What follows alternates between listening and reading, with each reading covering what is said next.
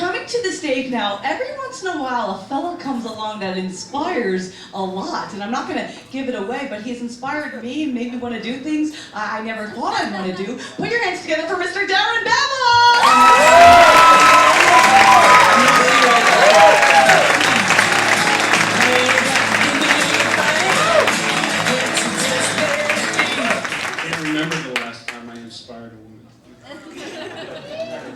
How's everybody doing? It's so nice to see other people having a good time.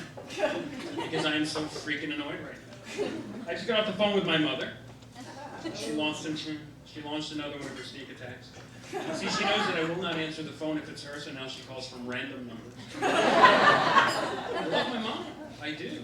It's just she only ever seems to be happy when she's relaying bad news. Usually about somebody who's sick or dying. Hello, it's your mother. Just thought I'd let you know that Aunt Dottie has the cancer. She found out yesterday. Doctor says she'll be dead by Christmas. Why is it the cancer? Why can't it just be cancer? Understood that when people add an unnecessary the to the beginning.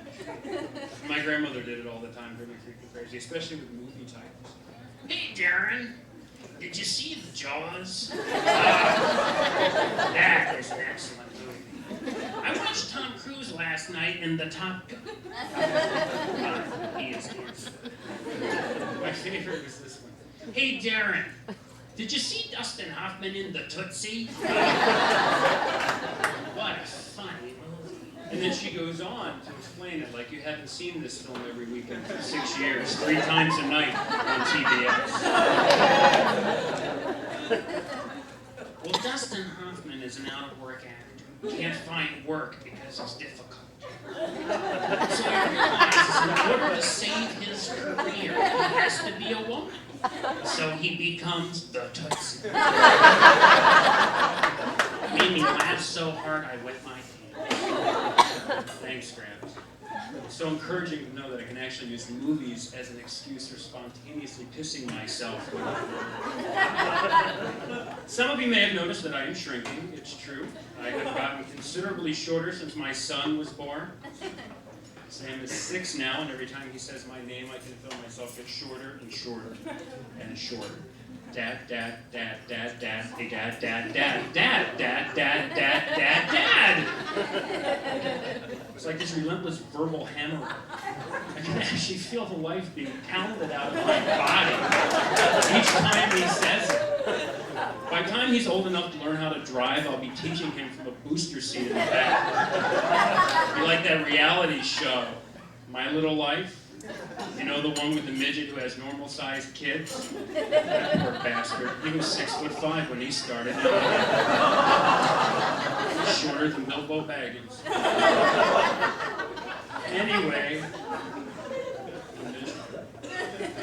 Anyway, I'm a stay-at-home parent, which is thank you very much. It's nowhere near as easy as it sounds.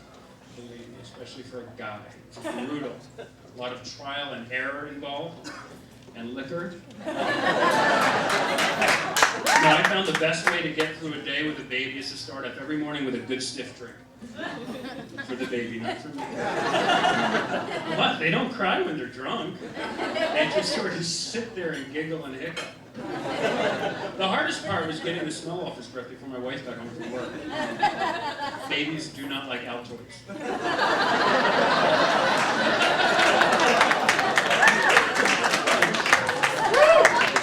The curiously strong mint becomes the seriously wrong mint in a new book. I keep sticking it in, he keeps spitting it out. It's like trying to give a dog medicine.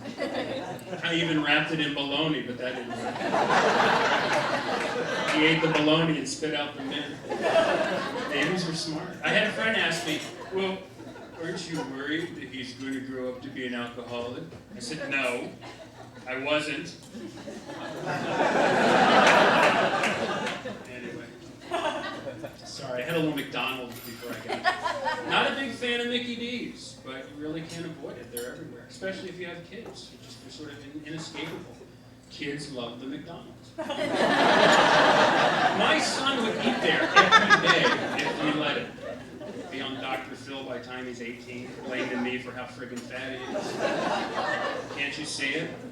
Shrunken little me next to big fat me. Dr. Phil yelling in my tiny little face. Look how big your son is! What are you, stupid? I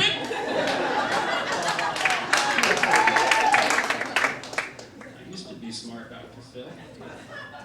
Back when my brain was bigger. Anyway, the thing that I hate most about McDonald's is the McPlayland. Have you seen this thing? It's like a giant habit trail. It's like a nightmare. Kids scrambling around up there, right? All the screaming and yelling. You don't know if they're having fun or they're killing each other. You think it's going to be relaxing. Just go, drop your kid off, they'll run around and play, and you'll get to chill out. No, it doesn't work that way. Because you're constantly checking to make sure that your kid is safe. And they just get pissed off and annoyed because you're interrupting their fun. Hey, Sam, you all right? I'm fine, Dad.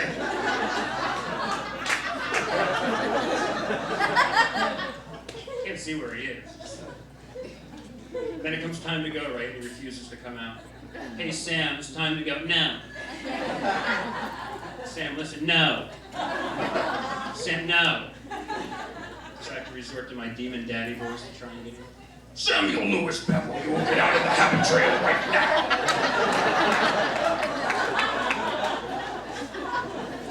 And what's his response? Come up and get me. So now I have to wiggle my way through all these boxes and tubes looking for my kid. Chicken nuggets, half-eaten cheeseburgers My fat ass gets stuck and now I can't move. I'm trying to free myself and I've got 30 sweaty, drooling kids climbing on top of me, poking me, making fun of me, laughing at me, pulling my shoes off.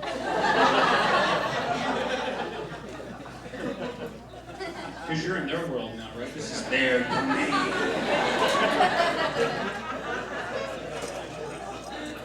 And I look over and I see the skeletal remains of some other unlucky parent. And I think to myself, oh, Jesus Christ. This is how I go. Man, this is such bullshit. You know, I think that Ronald ought to install a McBar for the parents. Better yet, they should sell McDougie. That'd be great. A quarter pounder all only meat. I can hear my grandmother now. Hey, Darren, did you try the McDougie?